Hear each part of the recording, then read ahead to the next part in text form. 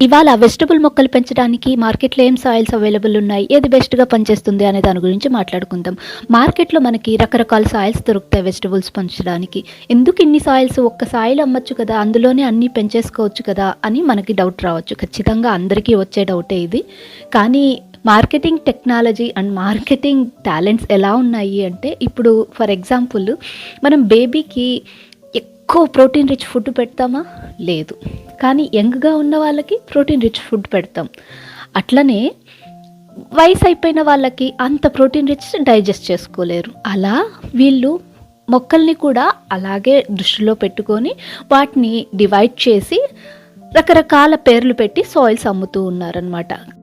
అంటే వెజిటబుల్స్ పండించే సాయిల్‌లో ఎక్కువ ప్రోటీన్ రిచ్ ఉంటుందనమాట. అంటే ఎన్‌పీకే వాల్యూ బాగా ఎక్కువ ఉంటది. అప్పుడే కదా వెజిటబుల్స్ బాగా పెరుగుతాయి. సో అందులో ఫస్ట్ వచ్చిన సాయిల్ వచ్చి గివాక్స్ హౌస్ అండ్ హోహ్‌వీట్ ఎర్డే అని చెప్పి. హోహ్‌వీట్ ఎర్డేలో ఇలా చంక్స్‌గా ఉంటాయన్నమాట సాయిల్.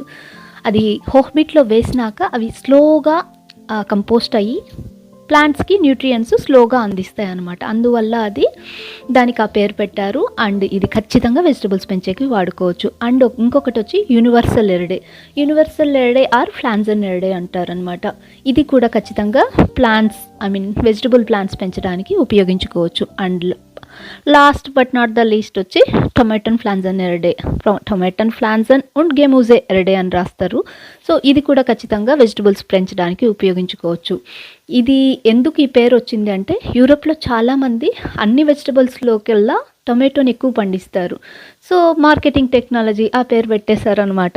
అది విషయం. ఈ వీక్ ఆల్దీలో ఈ హోహ్‌వీట్ అండ్ గివాక్స్ ఎర్డే చాలా తక్కువ ప్రైస్లో దొరుకుతుంది. మీకు వెజిటబుల్స్ పెంచే ఇంట్రెస్ట్ ఉండి ఈ ఇయర్ ప్లాన్ ఉంటే ఈ సాయిల్ని తొందరగా గ్రాప్ చేసేసుకోండి. ఇంకా మీకు సాయిల్ గురించి ఏమైనా డౌట్లు ఉంటే ఖచ్చితంగా కమెంట్ చేసేసండి. నేను వీలైనంత తొందరగా మీకు ఆన్సర్ ఇచ్చేకి ట్రై చేస్తాను. ఇంతే ఇవాల్టికి. రేపు ఇదే టాపిక్ కంటిన్యూషన్ మాట్లాడుకుందాం.